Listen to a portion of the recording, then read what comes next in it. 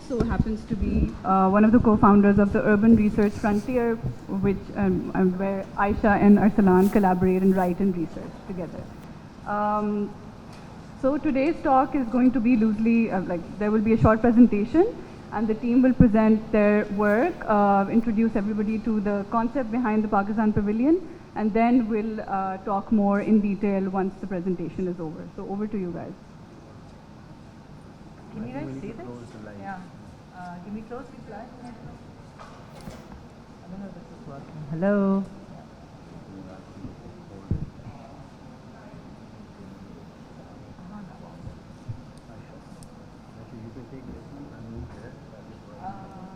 I think we can move a little on the side so everybody will see it. Try. Is this visible? Can everyone see the screen clearly at the back? Okay, we're good. Yeah. Okay, hello. Thank you all for being here. Can you hear me now? Okay. So it was a big honor to present at the Biennale this year. I don't think any of us expected this, but I'm just going to quickly get down to the concept of it so that we can cover the rest in conversation. So our installation is really a response to the climate inequities that are being faced in the global south in general, but Pakistan specifically. So, as we all know, that this figure is kind of constantly regurgitated. Pakistan is, contributing to less than 1% of the total carbon footprint, and we are, I think, the 7th most affected in the world. And I think we can see the effects of climate change almost on a daily basis now, especially with these floods that happened earlier this summer. So our installation was titled Fragile Systems, and it's a play on two words, fragile and agile. Fragile refers to the vulnerabilities in the system, the interconnected system that we're facing, and agility, the inherent resilience in the system that somehow is being put to test, with all these, with the rising temperatures and everything that's happening with it. So as Zoya introduced us, we're a team of 8 people, curators and exhibitors. We are spread across, I think, 4 time zones. Sami and Madiha in the US right now, Salman, Bilal and Mustafa in Karachi, Arsalan, Anique in Lahore, and I'm somewhere in between Lahore and Karachi. I'm not quite sure where yet. Can we move forward? Yeah. So Fragile Systems was, we used a pink rock salt that's found in the salt range, northwest of Pakistan, close to the Jhelum River, as really a metaphor for resilience. And what we did was, the reason why we took the rock salt was because it became very important to us what happens to a material when you take it out of its natural context and place it somewhere like Venice, which has high heat and humidity, and how does it react. This was a bit of a take on the idea of the curator Carlo Ratti's idea of this one place, one solution theme, which we were kind of questioning. We weren't really sure if that's the right thing. I don't think that the world, first of all, it's very problematic to use the word solution, especially for something that's massive. And secondly, I don't think that there is one solution for the whole world. And it was really our take on looking inwards into the indigenousness of a material, of a place, of histories, of mythologies, and really understanding that as a whole narrative, and to understand that as an approach to design. Arsalan, you want to take over from here? Yeah, just a bit briefly about the Venice Biennale. Can you hear me? Okay. Just a bit briefly about the Venice Biennale.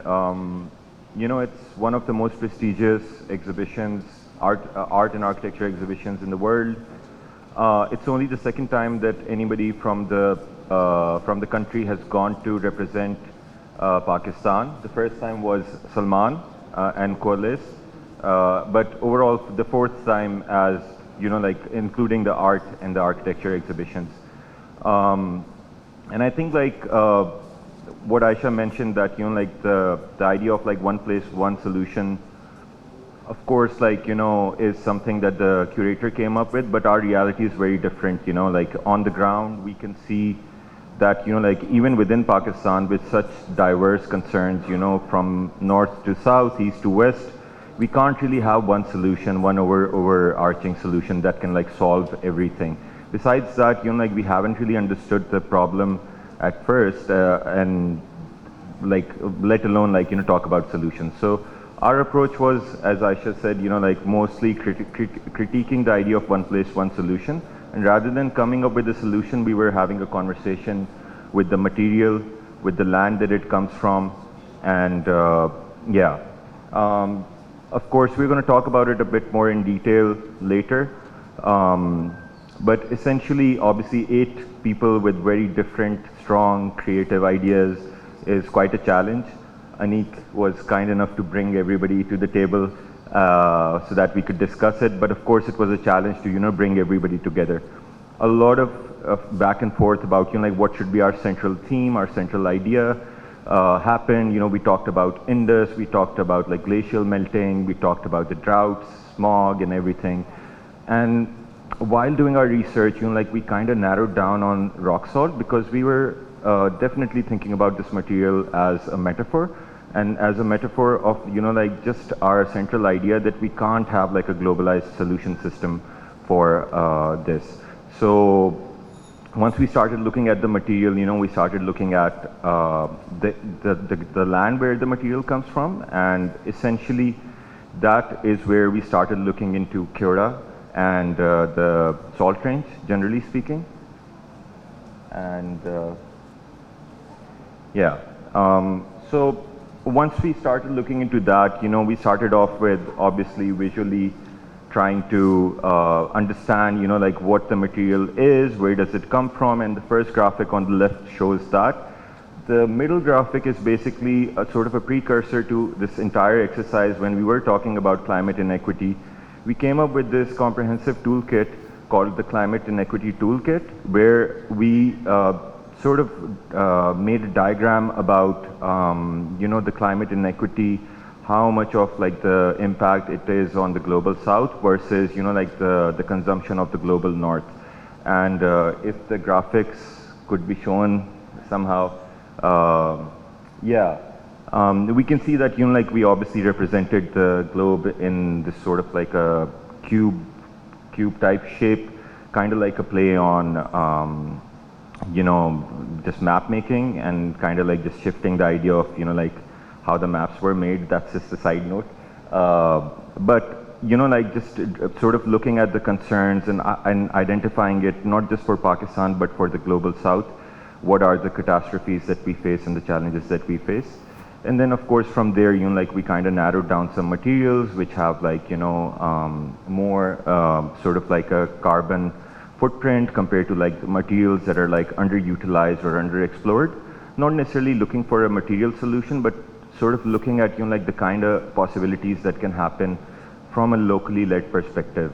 And yeah, and here we finally kind of, you know, like narrowed down on a space. We're going to talk more about this, and you know, we had, obviously we were working with a lot of massive constraints, other pavilions across, you know, the Biennale were massive, you know, like they were funded like to this endless wealth, you know, and we did not have those resources or that luxury.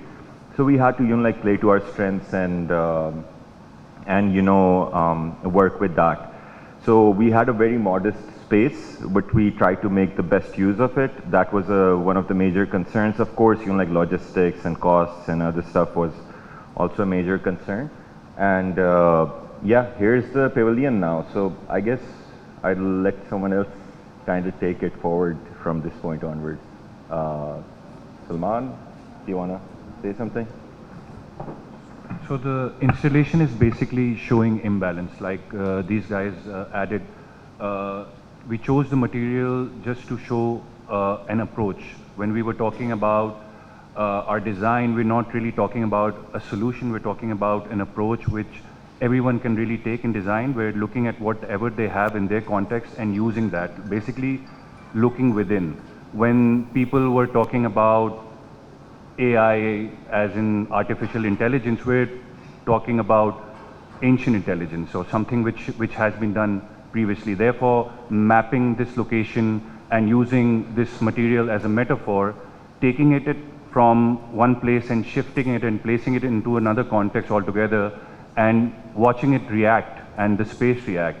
So that was very interesting. And the installation is actually showing instability in a system and basically a tipping point. So when you go there, you just move one small piece and the whole installation and entire block starts moving, which is what we're depicting in a way where, you know, the balance is not fair. There is an imbalance, and the material was doing that.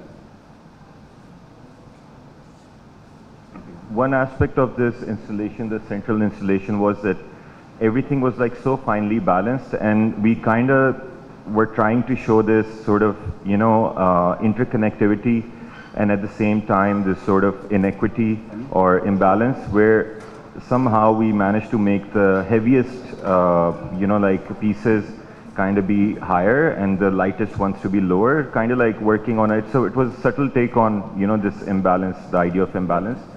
And yeah, Anique?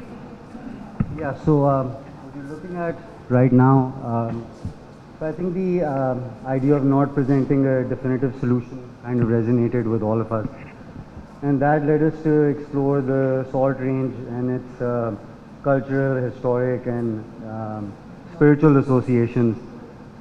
So this is essentially an in-depth exploration of the material and its significance across the landscape. So this over here is a map that was primarily made by Ayesha, and this is essentially mapping out all the different infrastructural developments going on. So we have cement factories, we have coal mining, and all of this close to very important historic and ecological sites. Yeah, so we can. So this is a gentleman called Azhar Iqbal. He's, I think he's like the foremost authority on the salt mine and the Kyora range. He spent numerous years over there, and he was kind enough to share some of his research with us. And these are all interpretations of the different seams, the different layers, the tunnel networks, the different regions. जिसमें different किस्म के minerals हैं. There's layers of magnesium. There's layers of gypsum that encases the rock salt. So we can come back to this and discuss this in detail. And these were again sections of the mines. These are different levels.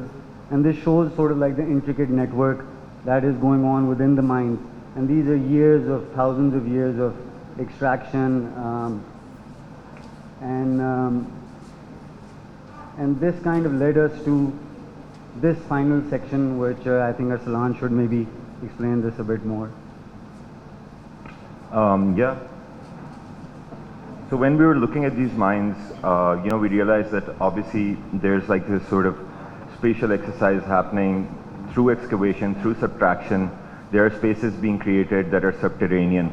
And we thought, you know, why not we sort of streamline that whole exercise, and over the course of maybe 100 years, or, you know, like a slow sort of excavation, we can streamline the design in a way that, you know, like the spaces that are created are not just like basically a byproduct of, you know, extraction, but they're also spaces that can go beyond that and can actually mean something. So sort of designing the spaces when they are being mined and coming up with like a blueprint for that, rough blueprint, I would say, and then using that same material to kind of create these follies on the top, which again, you know, like rock salt is a material, when exposed to the elements, it crumbles, it dissolves. And the idea behind these follies was that they're not going to be permanent. They're going to be sort of devolving or, you know, like sort of melting away season by season or in a couple of years, and then new typologies can come up. And these are just some typologies that we are suggesting. All of these do not have like a fixed purpose. We're sort of harkening back to the idea of, you know, like Al-Biruni finding the circumference of the earth from, you know, like in this salt, you know, like salt mine region. There are like a lot of these spiritual journeys that have happened over there. There's Nandana Fort, there's Kyora, there's Katas, and the Pandava caves. So there's a lot of history. I mean, we're sort of like looking at that as like a design stimulus. Again, you know, like these are not solutions. These are not going to really like create shelter or solve anything. These are just follies that are going to allow people to like see the mines in the area differently. And of course, you know, like these things can then be, obviously they're going to dissolve back to the ground, and then they can evolve into something like new typologies can come up. So yeah. This is a little bit about the process, like Anique and Arsalan mentioned that the team was in different time zones, so we were working in different places. So we had to make the whole installation in a warehouse in Karachi because it had to be transported. Now, one thing we have to realize is that since we didn't have any government support, so everything had to be funded by the sponsors and private people who wanted to support this cause. So we have to reverse engineer. We have to think about the logistics. We have to think about how one thing has to reach Venice, like how it has to be shipped. So the design and the solution has to be coming from there because we had been through the process once and learned from the mistakes that we had done previously. We chose a gallery which was indoors. We didn't want to make a structure which would cost us more, where we would have to pay Venice more tax for the structure to be there for the 7 months. So we managed to do it very efficiently, I would say. I think that it was a lot of teamwork, it was a lot of back and forth, but I think the experience really helped. And everything went smooth apart from the fact that the day we were setting up, the war broke up between India and Pakistan. So that was a little strange. Some of our team members couldn't make it because of that, because the airspace was shut down. Some of them were, you know, stuck going back, but it still worked out, I think, in the end. This is just the images of the opening event. You can And one of the reasons why this space really worked out, we were right in front of the Vatican Pavilion, and because of that, a lot of people came, and everybody was coming to the Pakistan Pavilion. It didn't have a ticket. It's not placed in Arsenale or Giardini, so hence we had a lot of footfall, a lot of people, and a great, you know, response. So this is essentially what the pavilion, what the salt is looking like right now. So we're like 6 months, 5 months in. So the idea of the melting and the re-hardening. It's also formed a layer in the gallery on the brick. Yeah. You know. So even that is sort of a metaphor. Very glamorous, right? But the salt was, you know, yes, it was a metaphor, and yes, it was about, you know, indigeneity, but it was also about, okay, so we're representing Pakistan here. What is something local, materially or symbolically, that can represent Pakistan there? I know we call it Himalayan pink salt, but there's a whole theory that, you know, it's actually not Himalayan. It's not from the Himalayas. So we wanted to really show it as a Pakistani material there. We had a lot of, I mean, I think we didn't put those pictures. We had people kind of like eating our installation, which was interesting. I mean, we kept telling them it's not, you know, it's the full rock, but yeah. Right. So just taking your point and talking a little bit about biennales in general, because biennales are notorious, right? There's so much that goes into a biennale. There's so much superficial critique.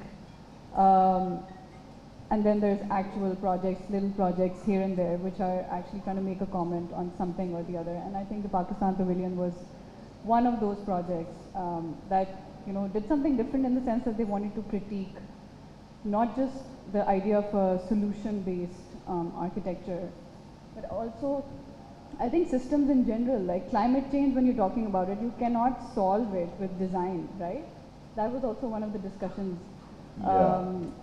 And the Biennale in general, I think it was very tech heavy. That was one of the critiques of the Yes. Biennale. There was a lot of artificial intelligence, which is, I think, if used intelligently, it can be part of one of the many solutions. But I think the point here was to critique the system, critique the structural inequities. So how was it in general? Like, if you compare your pavilion to other pavilions, and the focus of other pavilions in terms of technology, in terms of material, and where do you guys see yourselves in the wider landscape?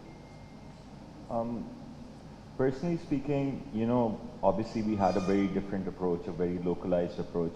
We had no sort of like, you know, PowerPoint presentations or any projections, any digital sort of like effect in the space. Everything was either like on paper or, you know, The like... Biennale was saturated. Yeah, and you know, like when we went to the other pavilions, you know, they were eating up this idea of, you know, like, oh, artificial intelligence and stuff, and they were celebrating it. You know, we saw like 6-axis robots, you know, carving and like taking away like, you know, people's sort of like ancient craft, and of course, you know, like facial recognition robots and stuff like that. You know, a lot of like sort of fetishization of technology was happening, and we were obviously a counterpoint to it. We were not alone, which was good to see. Yeah. You know, there were like pavilions from like other global south countries like Togo and other pavilions who were... Cyprus, Yeah, exactly. Lebanon. Who were looking at, you know, like the material in its like purest form, you know, where it comes from, the land that it comes from, and what is that inherent knowledge embedded within that material and within that land. And I think that's where our pavilion kind of resonated with people, because there was a lot of technology, a lot of, you know, like big fancy graphics and stuff like that. And our pavilion was comparatively very modest, very subtle, you know, like just, you know, swaying gently, and if somebody would open the door, it would sway gently, and people would like, you know, touch it and it would move, and it was very reactive to people's, you know, like presence and their touch. And I think like that just kind of created like this sort of otherworldly space, this calm space in the middle of this sort of like fanfare that, you know, worked in our favor, essentially. And, you know, like the gallery space was small because we couldn't afford a bigger one, honestly speaking, you know, and because it was small, we had to like kind of think along those lines. And yeah, I think like it was mostly like, it came across as a critique, and a lot of people, a lot of other curators came and they really liked the idea of, you know, like just kind of going against the grain and seeing that, you know, like we are doing something differently, and not necessarily, you know, like just eating up this idea of, you know, like what the global north thinks is the future of, you know, like this world. Yeah, so we were questioning that, and I think that resonated with some people. Right, and also... Yeah, sorry, I just wanted to say that we also took into account, you know, the whole circular manifesto of, you know, after 7 months, our pavilion has very low maintenance, has very low footprint. So essentially the metal components will be given away to people to be reused, and the rock salt will essentially just dissolve, and whatever's left you can throw in the ocean. Or, you know, like just grind it up and maybe like, you know, give it to people to use it in their cooking, you know, it's good enough to do that, so. Yeah, it's interesting how everybody was interacting with your pavilion, like touching it or just taking it apart or eating it, which is also different from, you know, the white cube approach to art, where you can't touch things, can't really interact with them. Architecture Biennale mein thoda different ho jata hai because they're sort of more interactive maybe. But what other responses did you receive? Because I remember there was a very interesting comment that the curator of the Cyprus Pavilion made, and she drew some connections with global South solidarity. You know, like we're here. I think there was like a little global South camp that was there, and you know, and of course, I think it's a very interesting comment. It was a very validating comment about something about us being in the 10% of some kind of an elite that are going back to the earth and to indigenous practices. But you know what was also really interesting was that there was a lot of footfall. You know, we had the curators from the Palestinian Pavilion come in, you know, and And it was interesting how a lot of these pavilions started drawing cross connections, how the interrelatabilities either of crises, of approaches to architecture, or even this whole idea of like, yeah, you know, we're not sure if Biennale Is the best place to, it's the best place to show it, and also like, is it even worth it now? Like, what is it? What does a Biennale really mean? It's and I feel like, you know, it's becoming more and more of a circus with what's happening. But I suppose, yeah. No, it's interesting because the last Biennale, which was I think curated by Leslie Loco, I believe, right? Yeah. That was extremely, you know, critical, and the curator was amazing. There were so many amazing projects. And everyone's like, okay, finally, you know, the Venice Architecture Biennale has picked up pace. yeah. But even within that Biennale, there were certain issues, you know, कि African team को visa नहीं मिला. So little things within the structure of the Biennale which will not change. But वो तो हमारे साथ भी हुआ था. Exactly. So I was actually one of the, I wasn't part of the team, but I was supposed to be there. My visa got rejected. And then war broke out. So there was various challenges that we faced. So yeah, coming back to the complexity of a Biennale itself, it's great that, you know, even with teams from the Global South or places that are currently, you know, in crisis, and all these crises are then being discussed by the Global North at their platforms, it's great that they were there and that they recognize the nuances within, you know, the platform I also and the think because contradictions sorry, no. within it, huh? No, I'm saying I also think because of the timing, because people knew that something back home was happening, and I think people were very sympathetic towards us, and I think even more so amazed because it was just like तुम्हारे मुल्क में जंग हो रही हो, तुम लोग इधर आ गए हो, and it was just like you know, our team, our supporters, everyone that helped us get there, they couldn't make it, but you know, the ones that did, we now had a responsibility to present it the best way we could. हमें तो ये भी नहीं सही तरह से figure out हुआ था कि वो इंस्टॉलेशन हैंग कैसे होनी है. हम जूम कॉल्स पे मजदूरों के साथ नट बोल्ट कस रहे थे उधर बैठे हुए. And yeah, it was very uncertain because what we were hearing on the media was mostly just horrific news saying that Lahore ka port tabah ho gaya, all of that. And when I called back home and my wife would be like, we're out playing paddle.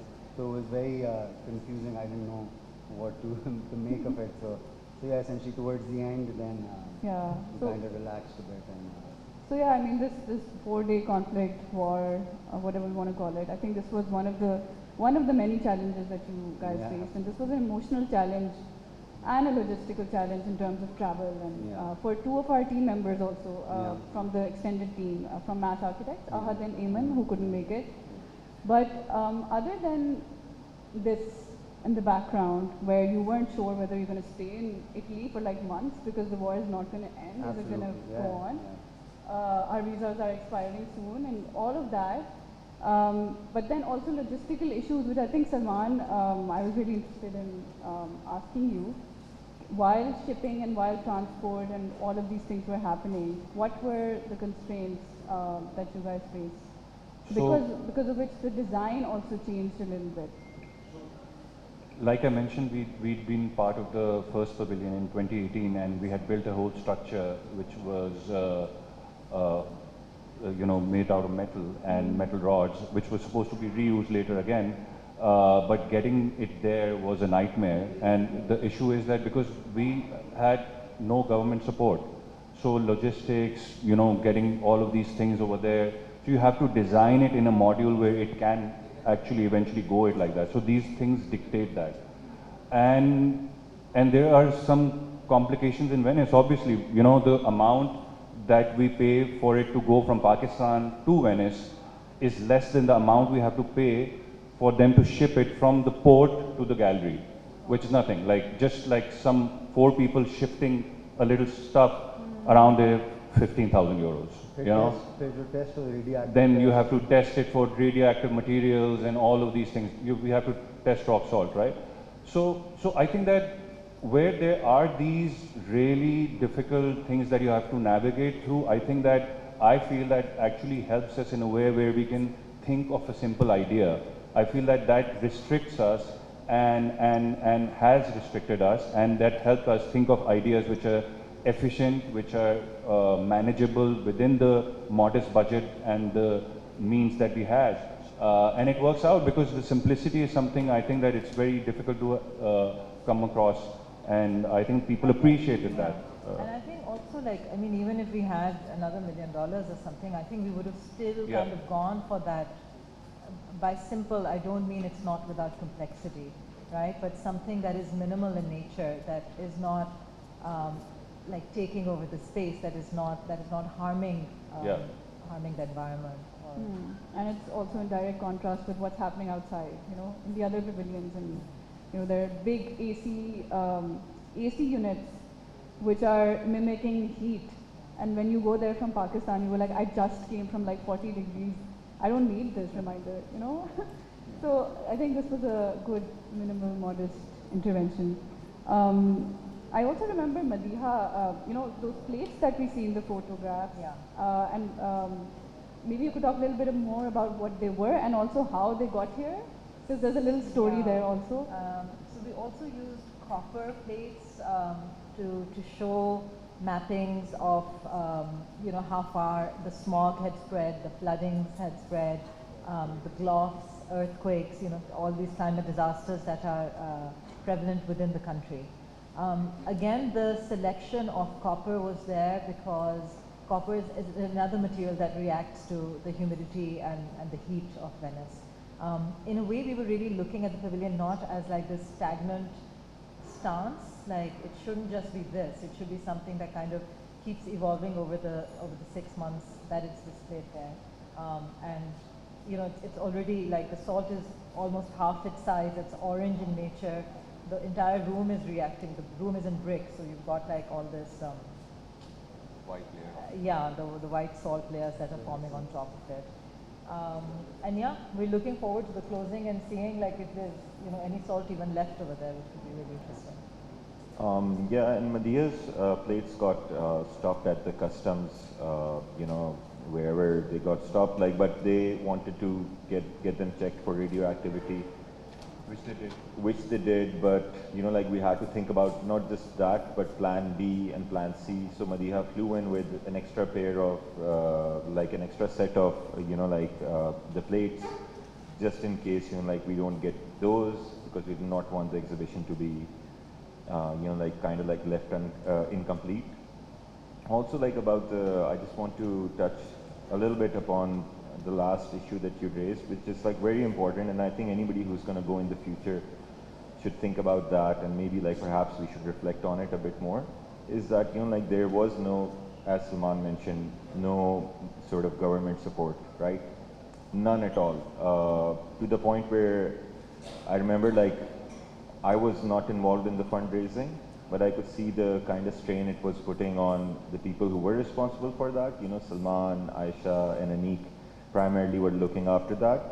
And there was a time when Anique called some minister and they said कि आप जाएं, कोई मसला नहीं है, लेकिन आप हमसे help ना मांगे क्योंकि हमने कहा था कि आप जाएं यहाँ पे. तो इस तरह की बात, you know, like instead of sort of like having sort of systems that can allow us to, you know, like promote like architects and artists in Pakistan, we just had to like do it all on our own. And even like figuring out the entire system was done by the team in Coalesce in the beginning, right? Like there was no system in place in order for someone to get nominated from Pakistan to go and represent Pakistan.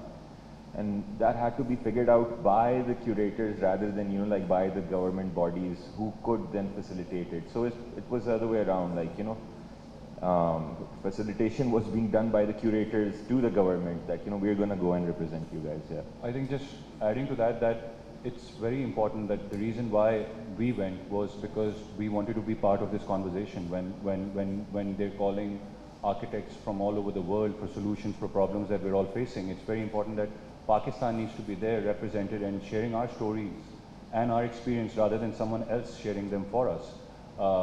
So it's something which was a huge challenge, but I think it really helped us with our ideas and it exposed us to so many other opportunities.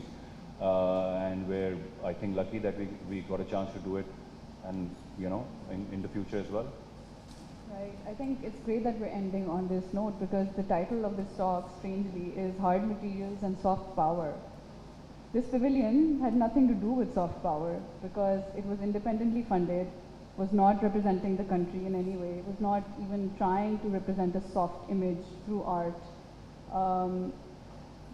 And projects have been doing that. I think there was another pavilion in Osaka at the same time, coincidentally, which was doing exactly that. There's soft power involved, there's the government involved.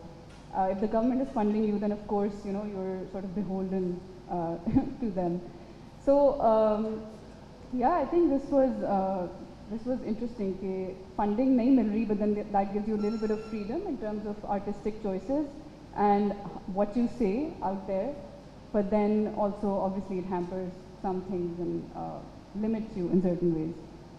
Right, so I think we have 10 minutes left, and if we open it up 5 minutes. So if there are any questions in the audience, yeah, Saira, hi.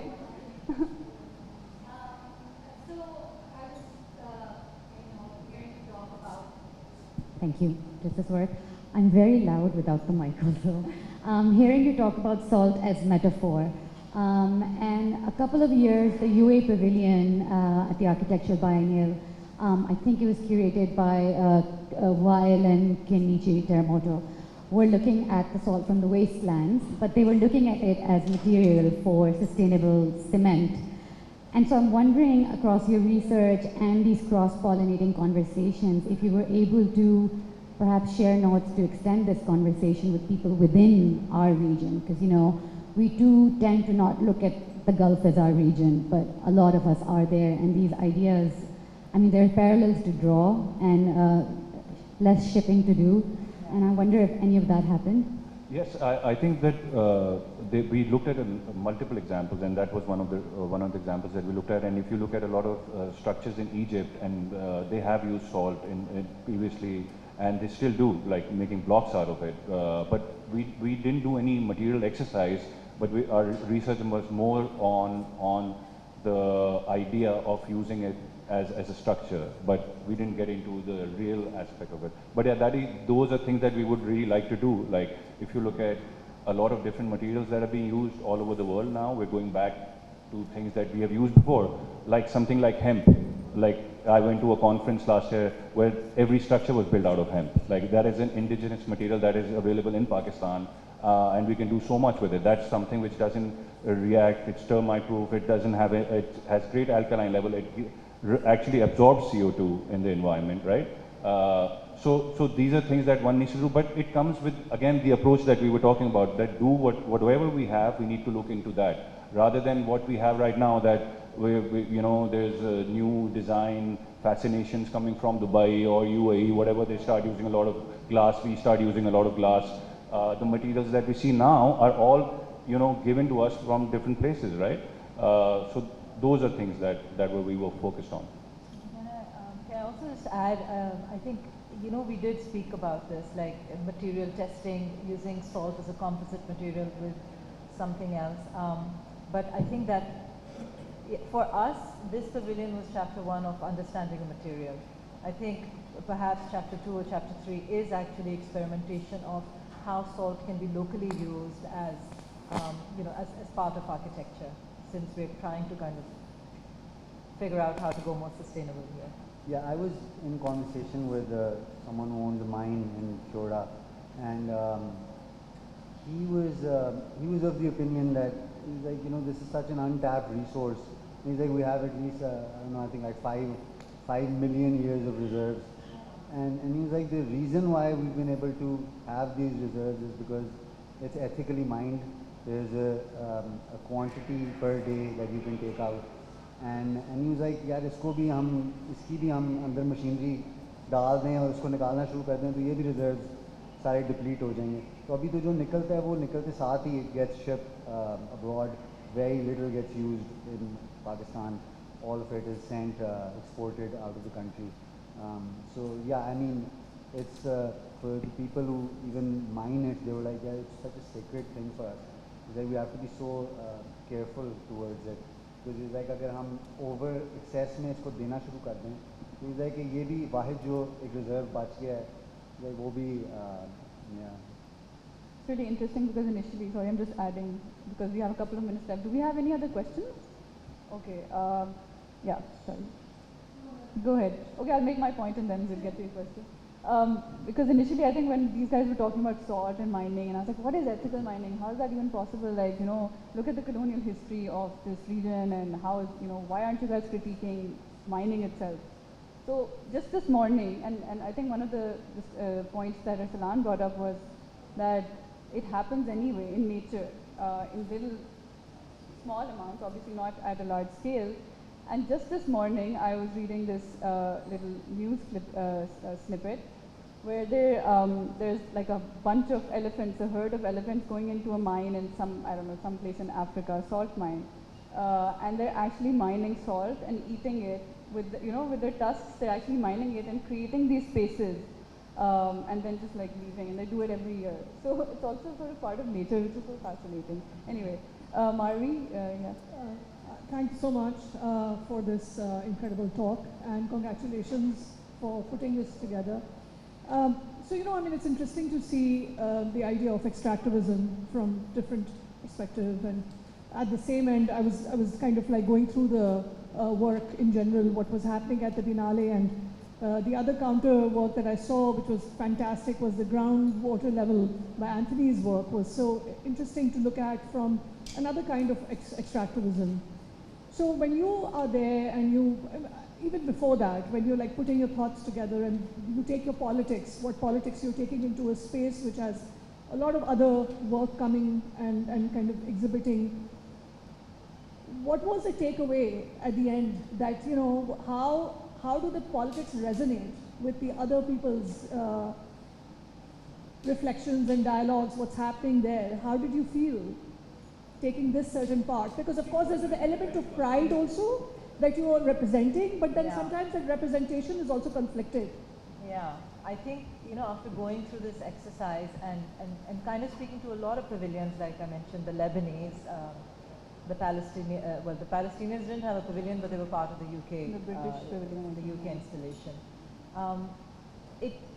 A lot of the pavilions, not from the global south, were tone deaf, or they really came across as that. They were, you know, this is such a divisive and critical time in history where there is an exaggerated form of politics, war, neoliberalism that's kind of spread everywhere, right? And then to kind of see something, especially, you know, something coming from the American pavilion, for instance, you know, we just talk about verandas, right? And then it's just like, okay, you can talk about verandas, but how are you seeing it?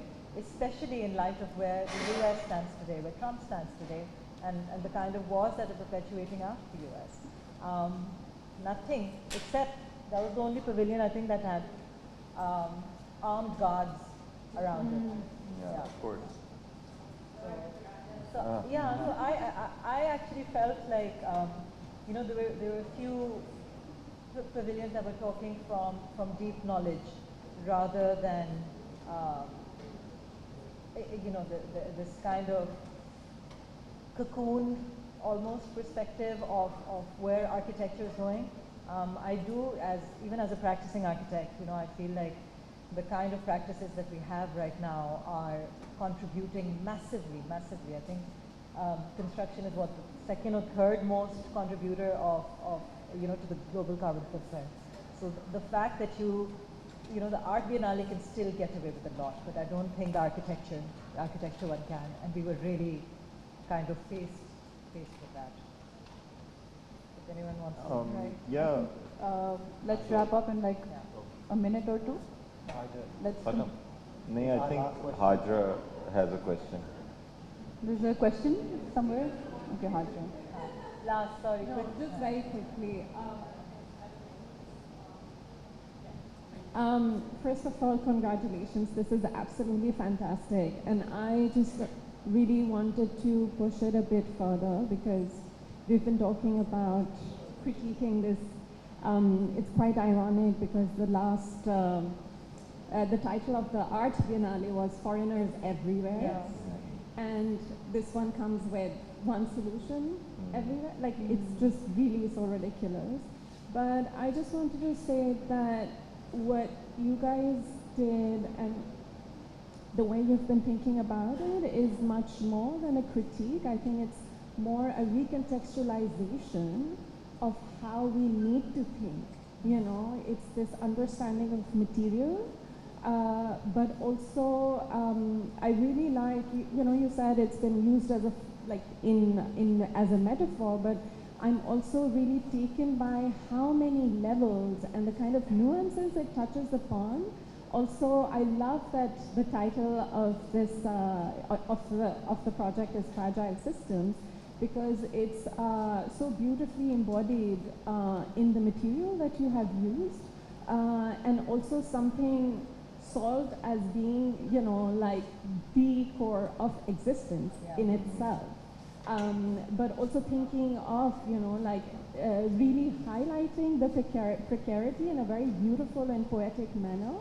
And I just really, so this is more of a comment than you know, a question. But I just really wanted to appreciate this effort and how you have not opted for a solution or even a product-oriented, you know, approach. And this is just, like you said, a first step in thinking differently. So yeah, congratulations again. This is very incredible. All right, thank you, Ayesha, Anique, Arsalan, and Salman. And I think the speakers the speakers are here for the next session, so we'll wrap up now. If anybody is interested in taking a look at the climate toolkits that were part of the work, Oh yeah.